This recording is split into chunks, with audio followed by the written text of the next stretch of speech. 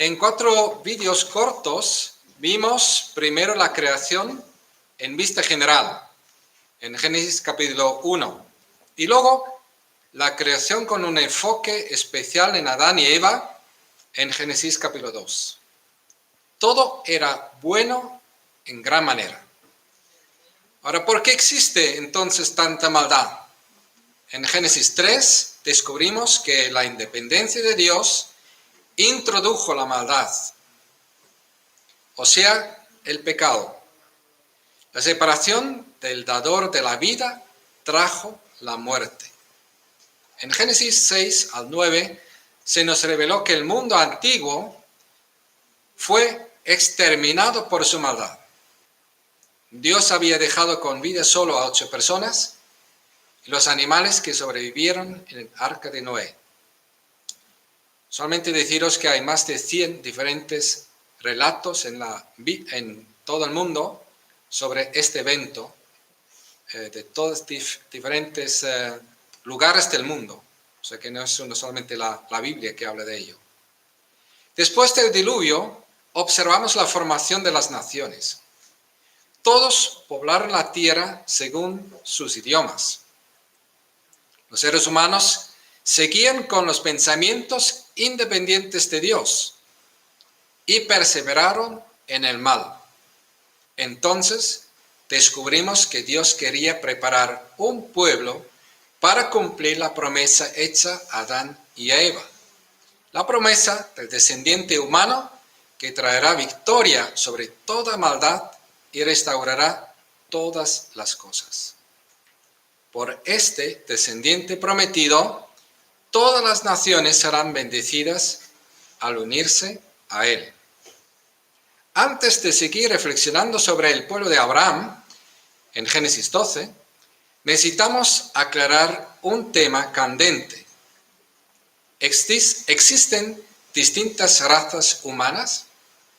¿Cuál es la postura de Dios frente al racismo?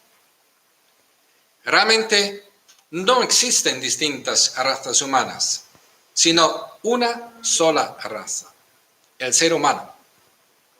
Observamos en la Biblia que todos somos hechos de un mismo hombre y la misma mujer. Esto descubrimos en la Biblia. Las evidencias externas de la palabra de Dios lo corroboran. Es notable que lo mismo afirma hoy día la ciencia. Estudios recientes muestran que desde un punto de vista biológico, las razas humanas no existen. Es una cita de científicos. Todos formamos la misma raza humana. Las diferencias genéticas son mínimas. Son mutaciones irrelevantes. Dios no es racista. Por ello, Él está en contra de todo racismo. Por 2 razones. Dios, en primer lugar, constantemente afirma que cada ser humano está por igual hecho a la imagen de Dios, cualquier mujer como cualquier hombre. En segundo lugar, todos somos hermanos, porque todos procedemos de los mismos padres, por lo cual, en el sentido más estricto, no puede haber racismo, porque todos somos de una misma raza. En cambio, el movimiento evolucionista sí había definido distintas razas. De hecho, algunos justificaron genocidios de grupos étnicos por alegar superioridad de raza. La Biblia, en cambio, nos muestra que Dios está en contra del racismo. Dios invita a todas las naciones por igual al formar parte de la victoria final. Veamos esto en las promesas hechas a Abraham. Leamos ahora en Génesis capítulo 12, versículos 1 al 3. Dice así la Biblia. El Señor le dijo a Abraham, deja tu tierra, tus parientes y la casa de tu padre, y vete a la tierra que te mostraré. Haré de ti una nación grande, te bendeciré, haré famoso tu nombre y serás una bendición. Bendeciré a los que te bendigan y maldeciré a los que te maldigan. Por medio de ti serán bendecidas todas las familias de la tierra. Abraham no sabía dónde iba, pero sabía que obedecería a Dios si dejara a sus parientes y su tierra. No podía comprobar lo que Dios decía si era verdad o no, pero Dios no miente. Dios era la garantía de un futuro bendecido. Además, Dios usaría a Abraham para bendecir a todas las familias de la tierra. Seguimos leyendo, Génesis 12, versículos 4 a 6. Abraham partió tal como el Señor le había ordenado, y Lot se fue con él. Abraham tenía 75 años cuando salió de Harán. Al encaminarse hacia la tierra de Canaán, Abraham se llevó a su esposa Sarai, a su sobrino Lot, a toda la gente que habían adquirido en Harán y todos los bienes que habían acumulado. Cuando llegaron a Canaán, Abraham atravesó toda esta región hasta llegar a Siquén, donde se encuentra la encina sagrada de Moré. En aquella época, los cananeos vivían en esta región.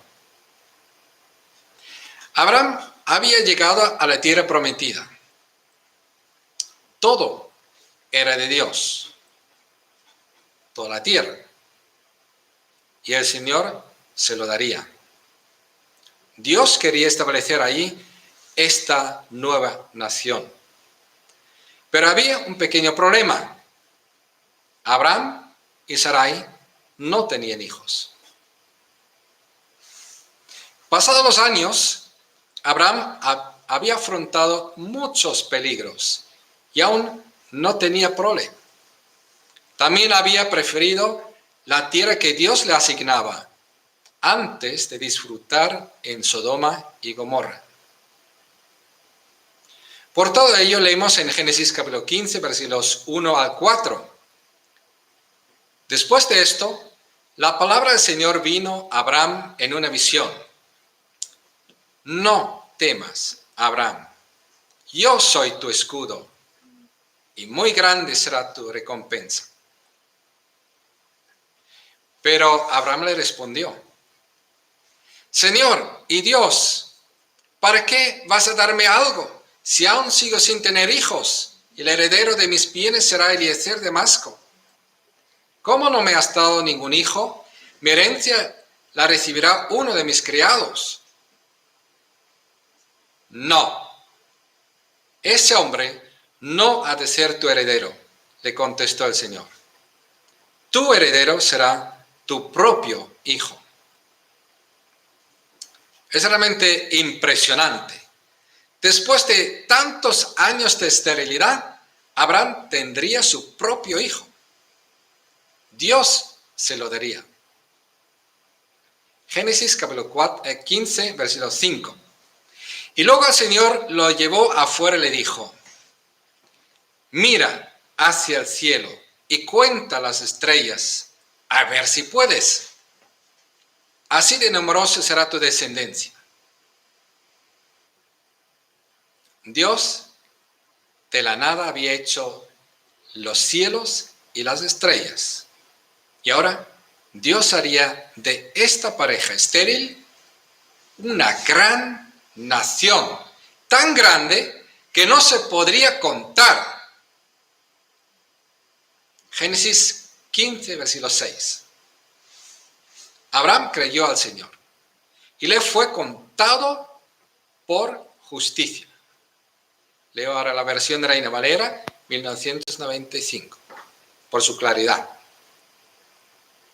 Esta parte de la historia de Abraham tiene tanta importancia que yo me siento incapaz de darle suficiente énfasis. Pero intentaré. Repito, Primero, Génesis 15, versículo 6. Abraham creyó al Señor y le fue contado por justicia. Hasta este acto de creer a Dios, a Abraham le faltaba algo mucho más que un hijo. Le faltaba justicia. Le faltaba ser declarado justo delante de Dios. Y sin justicia era imposible ser amigo de Dios. Y sin esta justicia era imposible ser salvo. Entonces, ¿cómo podría Abraham ser declarado justo? Esta justicia que le faltaba a Abraham, Dios la tomaba de su propia cuenta, de su propia justicia, y la pasaba a cuenta de Abraham, que no la tenía. Así lo leemos en Génesis 15, 6. Abraham creyó al Señor y le fue contado por justicia. Es una palabra de contabilidad, de pasar de una cuenta a la otra.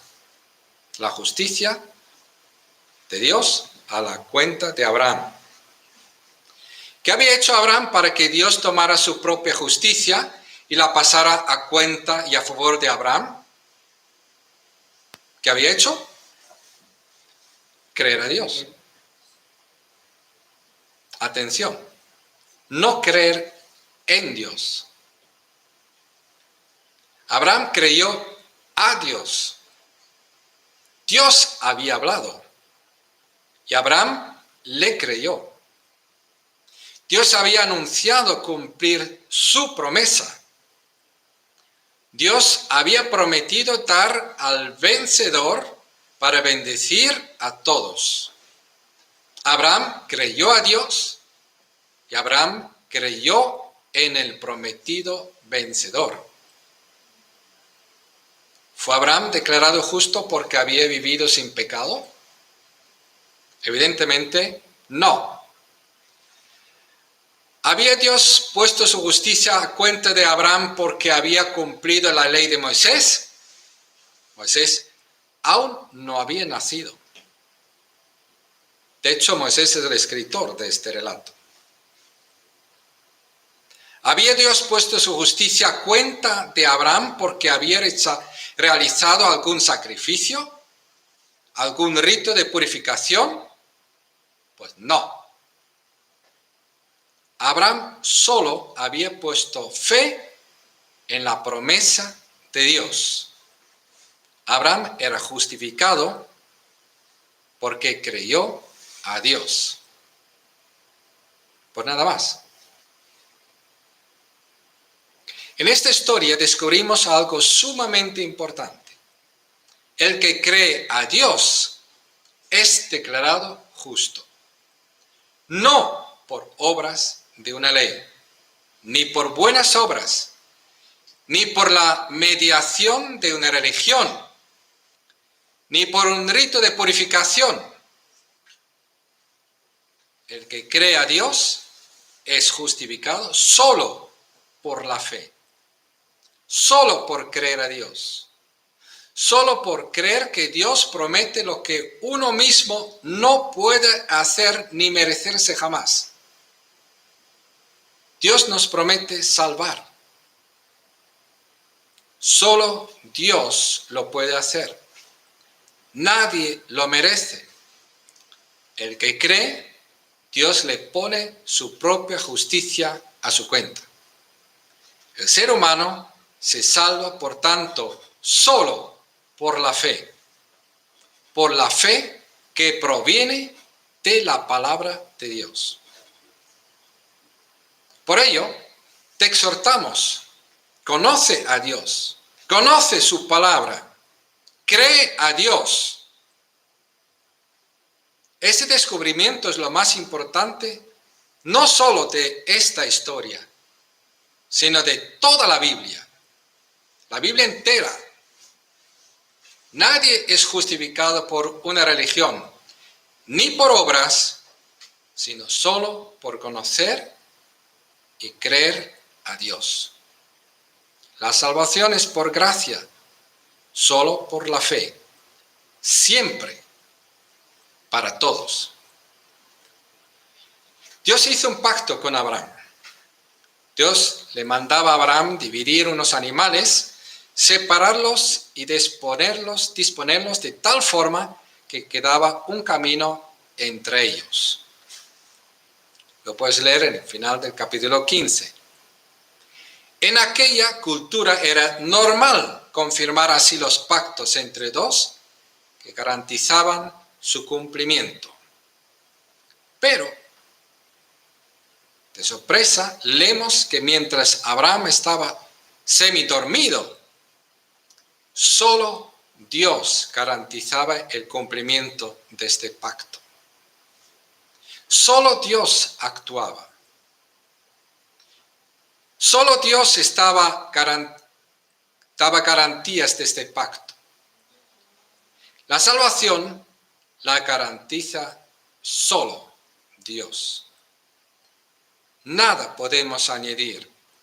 Solo por la palabra de Dios, solo por la fe, solo por gracia, solo por el prometido por Dios. Solo para la gloria de Dios. Esta gran noticia fue descubierta y produjo una gran reforma en Europa y en el mundo entero. ¿Y tú? ¿Tú crees a Dios? Le he preguntado si crees en Dios. ¿Tú crees a Dios? ¿Y tú eres declarado justo delante de Dios? ¿O estás buscando ser declarado justo delante de Dios todavía? ¿Solo por la palabra de Dios? ¿Solo por la fe? ¿Solo por gracia? ¿Solo por el prometido por Dios? ¿Solo para la gloria de Dios? Por esta razón, cree tú también a Dios. Y este acto de fe te será contado por justicia. ¿De acuerdo? Oramos. Vamos a ponernos de pie. Padre, en el nombre de Jesús, te pedimos que destruyas en nuestras vidas, en nuestro entorno, nuestra memoria, Señor, todas esas falsas esperanzas y falso evangelio, falsa confianza en la religión, en ritos de purificación, en rezos, en obras, en descendencia, de provenir de familia de creyentes o de haber estado en las iglesias. Pedimos, Padre, que tú destruyas todas estas falsas esperanzas en nuestras vidas, en nuestra memoria, en nuestra existencia, Señor. Y pedimos, Padre, que solamente dejes en nuestra vida, Señor, en nuestra memoria, en nuestra conciencia, a ti, tu palabra, la fe en ti, en lo que tú dices, tu promesa en Cristo Jesús, el prometido, el único que ha provisto salvación. Pedimos, Padre, que solamente en ti estemos conscientes de ser justificados gratuitamente y por la fe, y que es la única base de nuestra relación contigo, de nuestra salvación. Padre, pedimos que tú nos ayudes a creer a ti y no creer en el sentido religioso en muchas cosas buenas, sino en el Dios, el único que es bueno. Y te pedimos en nombre de Jesús. Amén.